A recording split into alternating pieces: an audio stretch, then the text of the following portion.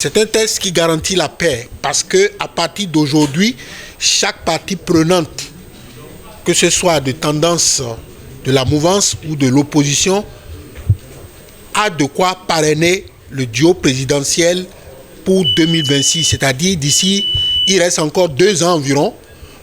Or, le parrainage avait été un élément qui avait manqué en dehors de la rébellion contre la loi que les autres ont choisi. Il n'y avait pas eu le parrainage en 2021. Donc, de ce point de vue, aucun parti politique, aucun acteur politique ne peut alléguer que le test ne le concerne pas. Puisqu'il sait aujourd'hui qu'il a ça, il sait ça davantage, d'autant plus que le code a sécurisé le parrainage.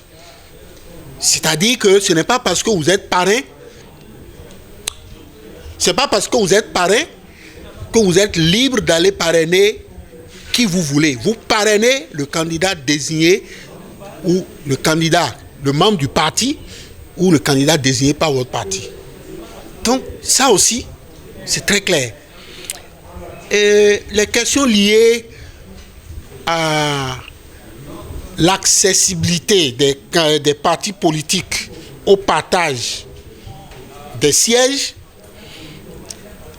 concerne chacune de nos formations, parce qu'aucun parti politique, y compris le nôtre, n'avait pu justifier de 20% de suffrage dans toutes les 24 circonscriptions. Nous en avons manqué dans 3 ou 4, si j'ai souvenance.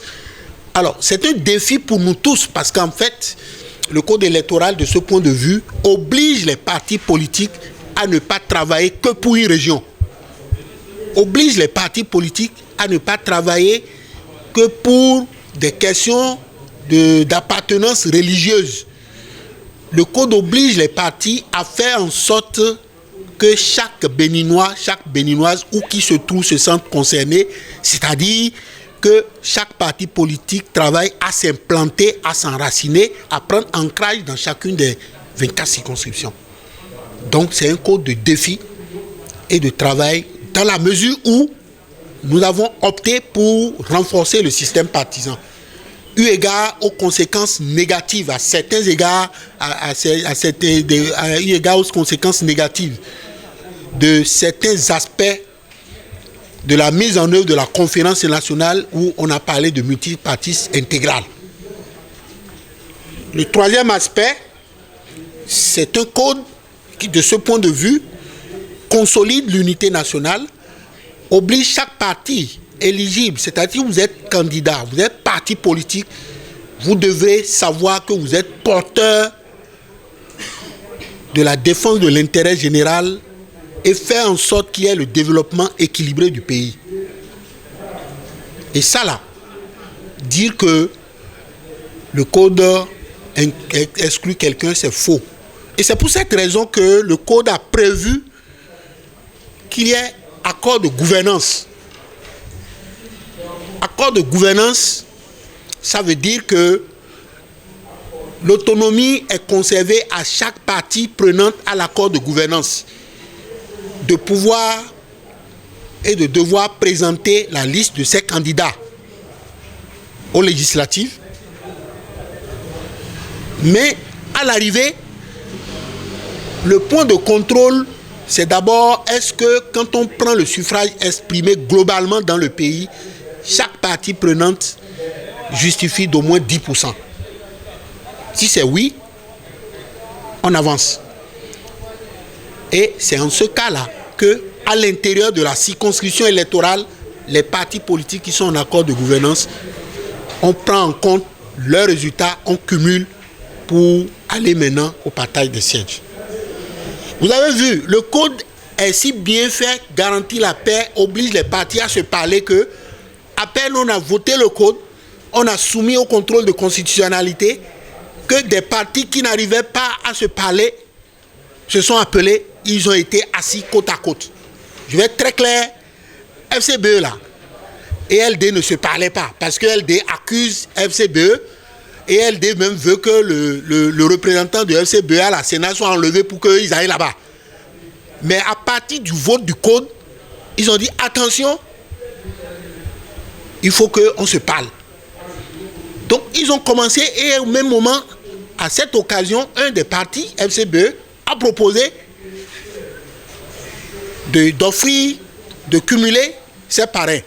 Les questions liées à, pourquoi on a, c'est justement les 28, quand on va enlever quelqu'un, c'est faux.